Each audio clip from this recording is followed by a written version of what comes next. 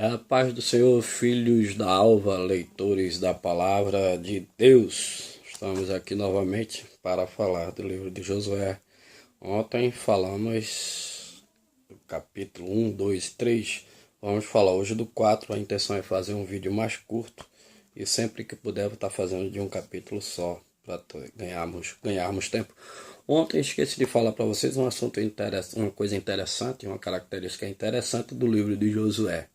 Vocês sabem que a Bíblia, os livros da Bíblia são divididos em livros, o Pentateuco, que são os 5 primeiros, livros poéticos, livros proféticos, livros históricos, cartas dos apóstolos, evangelhos, os 4 evangelhos, e o livro de Josué é um dos livros históricos, e é o primeiro livro histórico da Bíblia, ou seja, livros que contam a história do povo de Israel. Em específico, Josué conta a história da conquista da Palestina, de Canaã, da Terra Prometida. Hoje estamos no capítulo 4, que fala as 12 pedras tiradas do meio do Jordão. O que aconteceu depois que o povo passou o rio Jordão?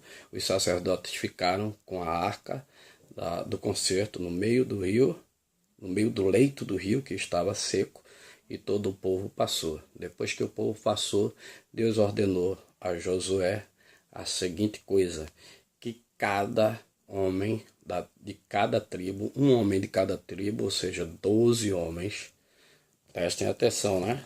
Israel, todo mundo sabe, tinha 12 tribos.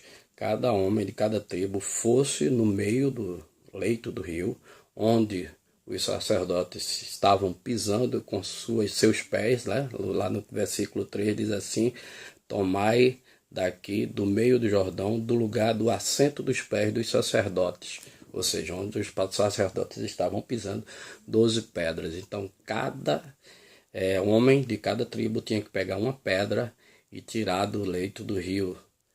E a Bíblia fala aqui no versículo 5: e levante cada um uma pedra sobre o seu ombro. De novo, a palavra sobre, que a gente já aprendeu, né? Sobre, em cima, sob, embaixo. Então, no ombro. Então, isso quer dizer que não era uma pedra pequena, era uma pedra grande. Para levar no ombro, eram pedras grandes.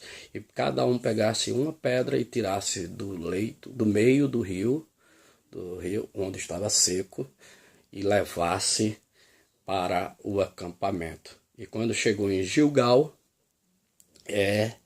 onde eles acamparam, passaram muito tempo acampados, Josué colocou essas pedras e fez como um monumento de memória para o povo de Israel. E qual era a intenção?